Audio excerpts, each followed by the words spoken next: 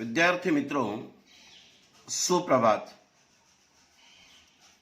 कक्षा 10वीं हिंदी विषय की दूसरी इकाई पाठ क्रमांक 5 ईमानदारी की प्रतिमूर्ति,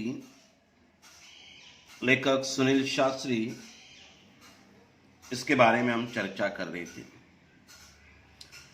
इस पाठ का पाठ क्रमांक 1, उसमें हमने देखा था कि लेखक सुनील शास्त्री, इन्होंने ये बताया है कि उनके पिताजी लाल बहादुर शास्त्री कितने ईमानदार थे, कितने सादगीपूर्ण थे, सरलता थी, सच्चाई थी, ये आदि गुण उनके अंदर थे और यही गुणों को उन्होंने उजागर किया हुआ है। कुछ प्रसंग हमने देखा था। इम्पाला शेवरलेट की गाड़ी, उस वक्त की बात है जब लेखक के पिताजी प्रधानमंत्री के तौर पर काम कर रहे थे। अपने मित्र के यहां खाने पर गए थे, घर पर आने के बाद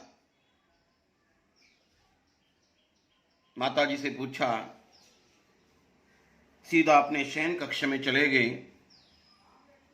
मुझे सोने में काफी देर हो रही है, मुझे जल्दी कोई ना उठाया जाए। लेकिन जब उनके पिताजी सामने दिखने के बाद सीधा वो जलपान के लिए टेबल पर आते। अंतिम प्रसंग हमने देखा था उसमें कि उन्होंने जलपान करते वक्त सुनील से कहा था, जरा ड्राइवर को बुला दीजिए। ड्राइवर से पूछा कि तुम लॉगबुक रखते हो? उन्होंने हाँ में जवाब दिया। एंट्री करते हो? कल कितनी गाड़ी इन लोगों ने चलाई? 14 किलोमीटर। उन्होंने हिदायत दी, 14 किलोमीटर निजी उपयोग। लिख दो अपनी लॉगबुक में। तब भी उनकी बात लेखक और उनके समझ में नहीं आ रही थी। फिर उन्होंने उनके अम्मा को बुलाया, बच्चों के अम्मा को बुलाया और कहने लगे,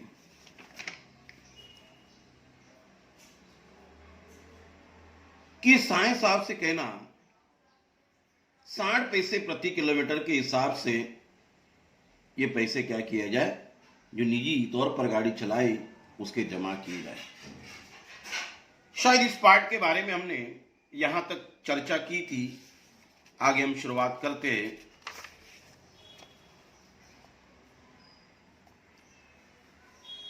अम्मा जी से आने पर बोले, साईं साहब से कहना 60 पैसे प्रति किलोमीटर के हिसाब से पैसे जमा करवा दें।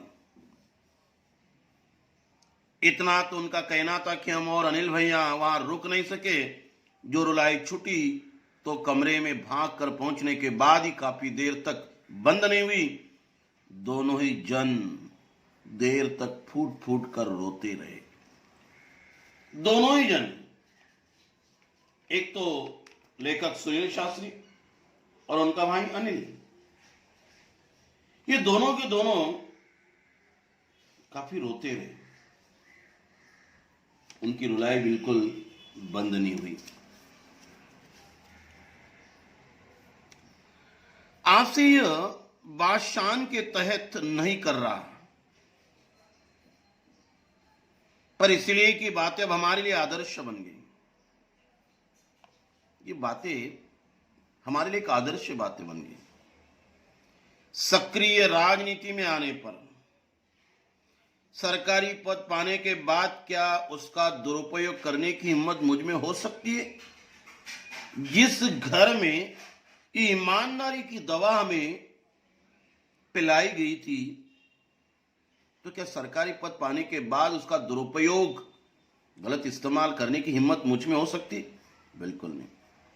आप ही सोचिए, मेरे बच्चे कहते हैं कि पापा, लेखक कह रहे अभी स्वयं, आप हमें साइकिल से भेजते, पानी बरसने पर रिक्शे से स्कूल पे भेजते, पर कितने ही दूसरे लोगों के लड़के सरकारी गाड़ी से आते हैं। वे छोटे हैं, उन्हें कलेजा चीर कर नहीं बता सकता। कलेजा चीर कर गूढ़ रहस्य वाली बातें मैं उनको समझा नहीं सकता, क्योंकि बच्चे मेरे छोटे हैं। समझाने की कोशिश करता हूं, जानता हूं मेरा यह समझाना कितना कठिन है, फिर भी समय होने पर कभी कभी अपनी गाड़ी से उन्हें छोड़ देता हूं। बच्चों को अपना सरकारी ओहदा पद छोड़कर आया हूं और आपके साथ ये सब फिर जिक्र कर तनीक थोड़ा सा ताजा और नया मैं महसूस करना चाहता हूं। कोशिश करता हूं नींव को पुनः दोबारा संजोना संवारना, कि मेरे मन का महल आज के इस तूफानी झंझावत में खड़ा रह सके। ये तूफानी जो झंझावत है, ये जो अदंड है, इसमें मेरा ईमानदारी का महल जो है वो खड़ा रह सके, ये मैं करने की कोशिश करता हूं। तो ये कहते हैं कि मैं जानता हूं मेरा समझाना मेरे बच्चों के लिए कितना कठिन है, फिर भी समय होने पर कभी कभी अपनी गाड़ी से उन्हें छोड़ देता हूं। अपना सरकारी ओहदा पद छोड़कर आया हूं और आपके साथ ये सब फिर जिक्र कर तनीक सा यानी थोड़ा सा ताजा नया महसूस करना चाहता हूं। कोशिश करता हूं कि नींव को पुनः संजोना संवरना, फिर मेरे मन का महल आज की इस तूफानी झंझावत यानी अदंड में खड़ा रह सके ईमानदारी के तौर पर, ये मैं कोशिश करता हूं। याद आते हैं बचपन के वे हसीन दिन, बचपन के वो दिन कैसे वह बड़े आनंददायी हसीन सुंदर वो दिन मुझे याद आते। कौन सा प्रसंग अभी वो कहना चाहते हैं?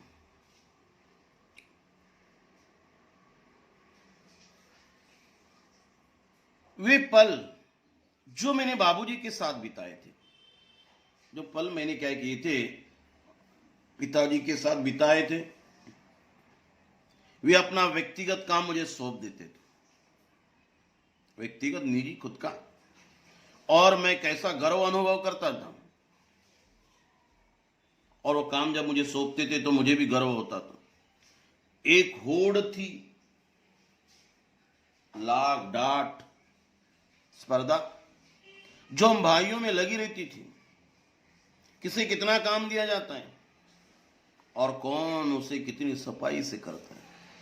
हर कोई चाहता था भाइयों में से कि पिताजी मुझे काम दे, और हम कितना अच्छे से उसे कर सकते थे, कितना सफाई से, ऐसी होड़ लगी रहती थी। एक दिन बोले, सुनील मेरी अलमारी काफी बेतरतीब हो रही है, मेरी अलमारी जो है काफी जो है बेतरतीब हो रही है। अभी मेरी जो अलमारी है काफी बेतरतीब बिखरी हुई है, इधर उधर सब सामान, तुम उसे ठीक कर दो और कमरा भी मेरा ठीक कर देना। मैं स्कूल से लौटकर वो सब कर डाला, उनकी अलमारी ठीक से कर दी, कमरा साफ सुथरा कर दिया। दूसरे दिन मैं स्कूल जाने के लिए तैयार हो रहा था कि बाबूजी ने मुझे बुलाया, पूछा तुमने सब कुछ बहुत ठीक कर दिया है, मैं बहुत खुश हूं, पर वे मेरे कुर्ते कहां हैं? आपने बहुत ही सब अच्छा काम किया, मैं खुश भी हूं, लेकिन मेरे जो कुर्ते जो है वह कहां है, पहनने के कुर्ते। मैं बोला वे कुर्ते भला, कोई यहां से पट रहा था, कोई वहां से, वे सब मैंने अम्मा को दे दिए। वो कुर्ते भी क्या थे पिताजी भी, कोई यहां से पट रहा था, कोई वहां से पट रहा था, वो सब के सब मैंने उठाए अम्मा को दे दिए। उन्होंने पूछा ये कौन सा महीना चल रहा है? मैंने जवाब दिया अक्टूबर का अंतिम सप्ताह, अक्टूबर महीने का जो है वह अंतिम सप्ताह चल रहा है। उन्होंने आगे जोड़ा, कहा अब नवंबर आएगा, जाड़े के दिन होंगे, जाड़ा यानी सर्दी के दिन होंगे, तब ये सब काम आएंगे। ऊपर से कोट पहन लूंगा ना, फटे हुए तो क्या हुए। आगे सर्दी का महीना आने वाला है, उससे मैं पहनूंगा, ऊपर से कोट पहन लूंगा। मैं देखता रह गया, क्या कह रहे थे बाबूजी। मैं देखता रह गया, क्या कह रहे थे बाबूजी। वे कहते जा रहे थे, ये सब खादी के कपड़े बड़े मेहनत से बनाए हैं बीनने वालों ने। ये जो कपड़ा बीनने वाले हैं बड़ी मेहनत से काम करते, चरखा चलाकर। इसका एक एक सूत काम आना चाहिए, इसका एक एक धागा जो है काम आना चाहिए। यही नहीं, मुझे याद है मैं बापूजी को जी कपड़ों की तरह ध्यान देना शुरू किया। क्या पहनते, किस किफायत से रहते, कितना कम खर्च करते, कितनी किफायत से रहते। मैंने देखा था एक बार उन्होंने अम्मा को फटा हुआ कुर्ता देते हुए कहा था, इनके रुमाल बना देना। पिताजी से पहला तो गाड़ी के बारे में एक ईमानदारी का पाठ पढ़ा, अभी खादी के कपड़ों का महत्व, किफायत से हमने रहना चाहिए। ये बात उन्होंने दूसरी बात में यहां बताई। एक बार तो फटे हुए कुर्ते अम्मा को उन्होंने दिए और कहने लगे कि इसके टुकड़े बनाओ, इससे रुमाल मुझे बना दो। बाबूजी का एक तरीका था जो अपने आप आकर्षित करता था, जो अपने आप हमें क्या करता था, आकर्षित करता था। वे अगर सीधे से कहते कि सुनील तुम्हें खादी से प्यार करना चाहिए, तो शायद ये बात कभी मेरे मन में घर नहीं करती, मेरे मन पर वो असर नहीं करती। पर बात कहने के साथ साथ उनके अपने व्यक्तित्व का आकर्षण था, जो अपने में सामने वाले को बांध देता था, आकर्षित करता था। बांध देने ने आकर्षित करना, यह स्वतः उन पर अपना सब कुछ निछावर करने पर उतार हो जाता था। और मनुष्य इतना आकर्षित होता था कि अपना सब कुछ उनके ऊपर निछावर करने के लिए, अर्पित करने के लिए उतारू होता था, तैयार हो जाता था। शायद उन्होंने कहा होता कि खादी के कपड़ों की इज्जत करो, ये बात मेरे पल्ले नहीं पड़ती, लेकिन खुद उस रास्ते को उन्होंने अपनाया कि फटे हुए तो क्या हुआ, मैं उसे पहनूंगा, ऊपर कोट पहन लूंगा। फटे हुए कपड़े उन्होंने अम्मा को दिए, बचे हुए कपड़ों से उन्होंने रुमाल बनाने के लिए की। ये एक सूत का महत्व होना चाहिए, बिनने वालों ने काफी मेहनत की। ये सारी बातों की क्रियाओं से वो गुजरे और उनके कथनी और करनी में बिल्कुल समानता थी। इसी के कारण सुनने वाला उसके प्रति आकर्षित होता था और अपने आप में बांध लेता था और सब कुछ उन पर निछावर करने के लिए तैयार होता था, उतारू होता था। ये दूसरा प्रसंग इन्होंने बताया। अम्मा बताती, हमारी शादी में चढ़ावे के नाम पर सिर्फ 5 ग्राम सोने के गहने आए थे। कहती कि अम्मा ने बताया कि प्रसंग, शादी में जो कुछ गहने चढ़ाए जाते तो केवल 5 ग्राम सोने के गहने आए थे। लेकिन जब हम विदा होकर रामनगर आए तो वहां उन्हें मुंह दिखाई में गहने मिले। शादी के दिन विदाई होगी, रामनगर पहुंचे तो उनकी मुंह दिखाई के लिए गहने और मिले। सभी नाते रिश्ते वालों ने कुछ न कुछ दिया। जिन दिनों हम लोग बहादुरगंज के मकान में आए, उन्हीं दिनों तुम्हारे बाबूजी के चाचा जी को कोई घाटा लगा था। लेखक को बता रही थी अम्मा कि तुम्हारे जो बाबूजी हैं, अब यहां बाबूजी कौन, स्वर्गीय लाल बहादुर शास्त्री।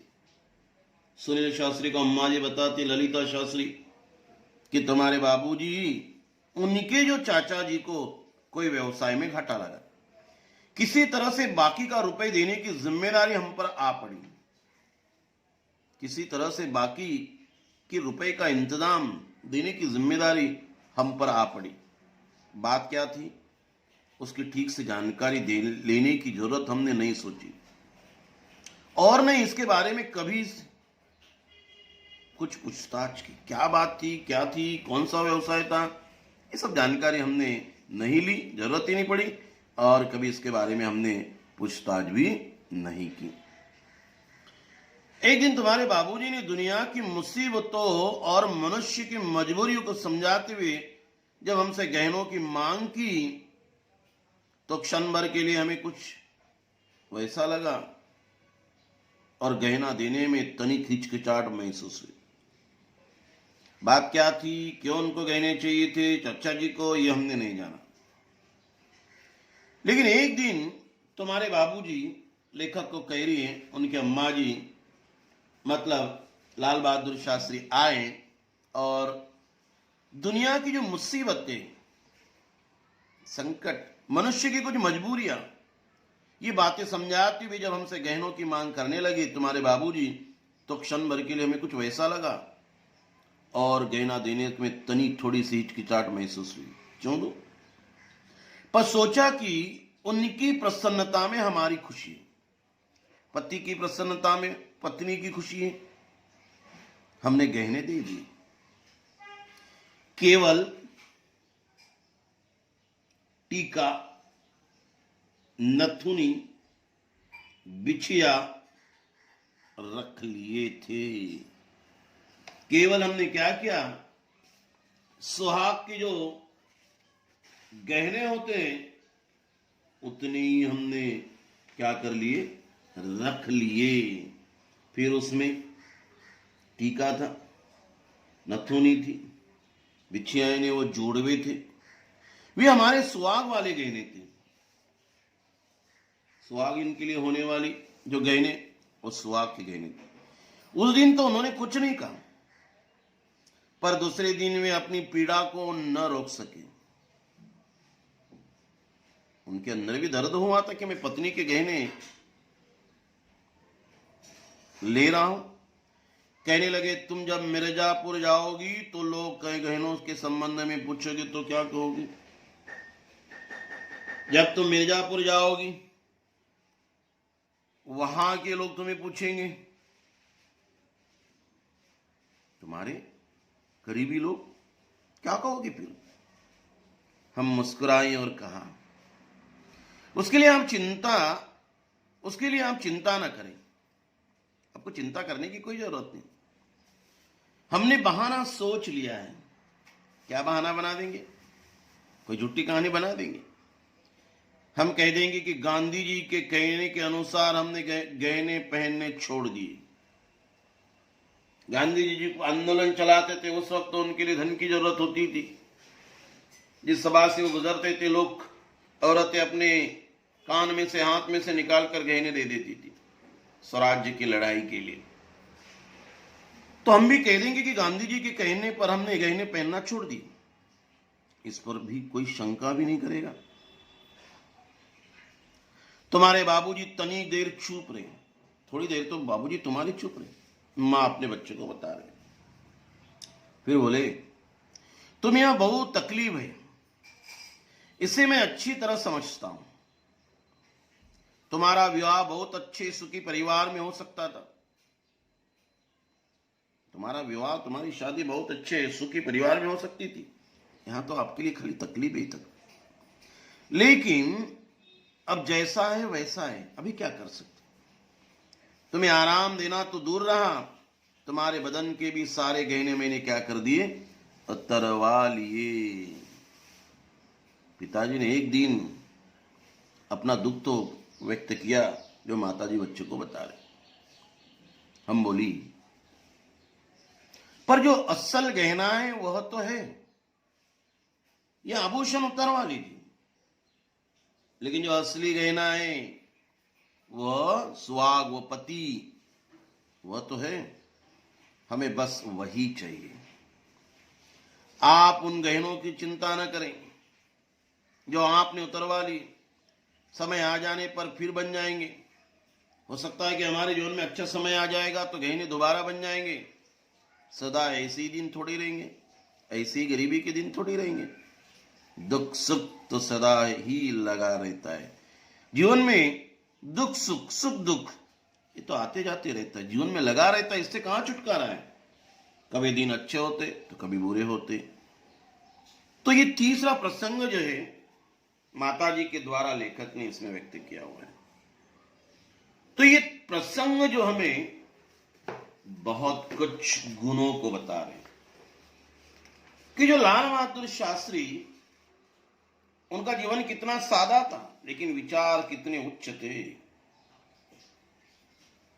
धन दौलत सुख सुविधाओं की वस्तु को प्राप्त करना अनुचित नहीं होता है।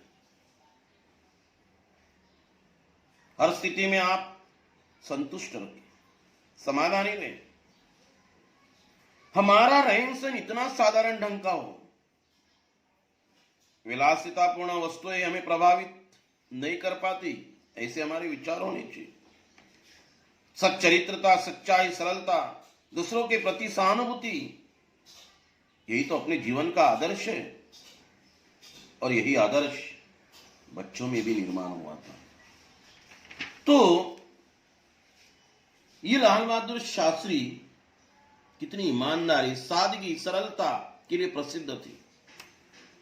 ये जो स्मरण है, ये स्मरण उनके पुत्र सुनील शास्त्री जी ने अपनी बीच घटी हुई कुछ ऐसी प्रेरक यादगार घटनाओं के माध्यम से हमारे सामने प्रस्तुत किए। बच्चों, उम्मीद कर रहा हूं कि इस पाठ का स्पष्टीकरण आपको समझ में आया होगा। धन्यवाद।